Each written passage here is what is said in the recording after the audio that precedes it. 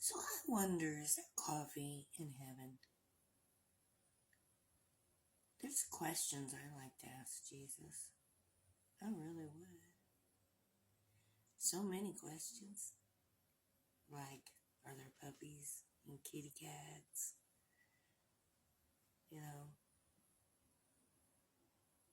I want to know a lot of things, and I'll find out eventually. But it's cool to kind of wonder, ain't it? You know, I asked God for patience. Oh, and He made me wait. Oh, He made me wait a long time. And then I got frustrated because He made me wait. And then I asked God for strength. Oh, and my trials and my tribulations got horrible. Horrible. And I got frustrated. I asked God to make me like Him so that I would walk like Him and talk like Him, portray Him as best as my abilities. And He put me through the fire. And I didn't understand. Couldn't figure out why He would do that to me. And it was all the things that I asked for that He gave me. He don't just give you things. It don't work like that. You kind of gotta earn it.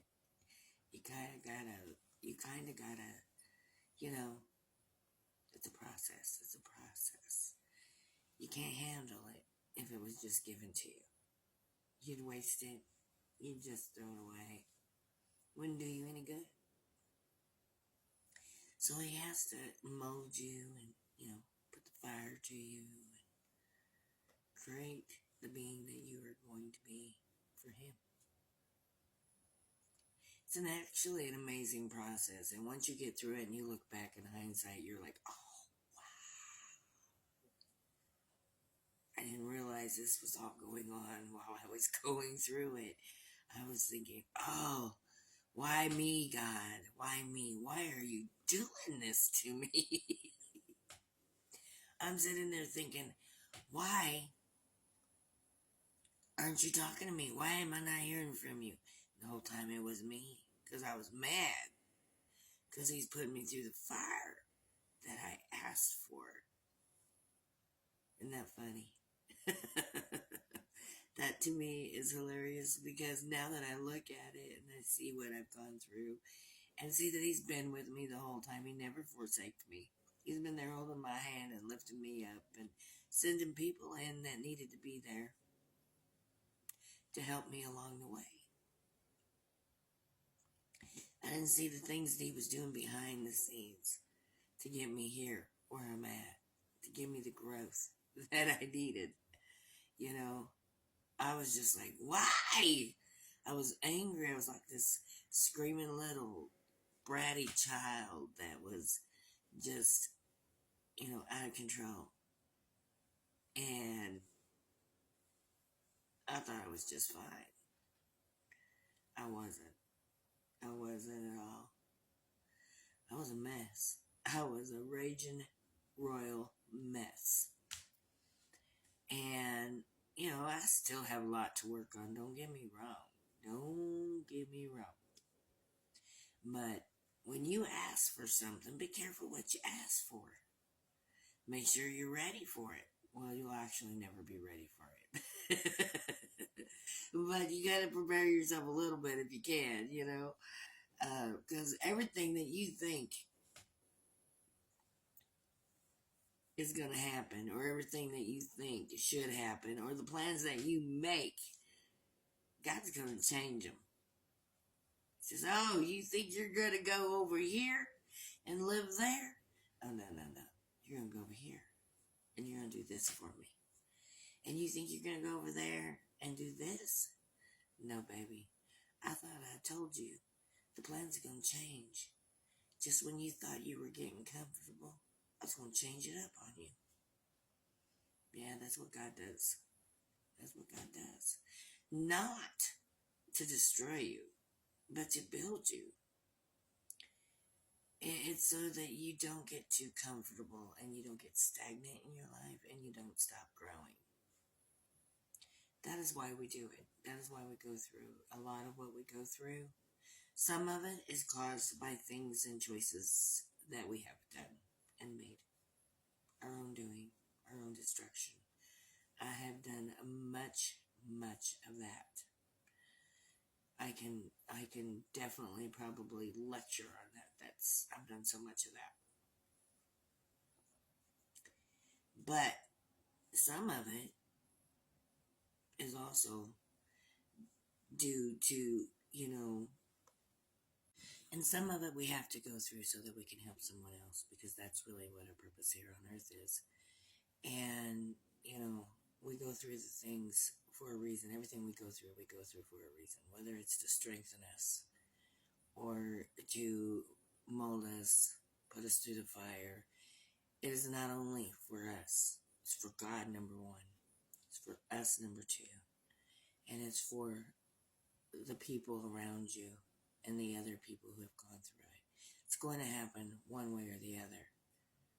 But God makes it in such a way that when it does happen, you can use it so that maybe somebody else can get through it a little easier.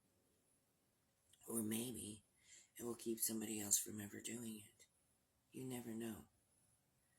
Your purpose here is to help others. So anytime in any place that you can help someone else, we really need to do that. It is part of the growth process. And one thing I have learned with God, I have learned so much, because I thought that I was always a giving person. And I was by definition. I always believed that you were supposed to help other people, even before I really knew God. But I really learned that the purpose of helping other people, yes, it's because we're supposed to help other people, right? But every person fits into a piece of the puzzle.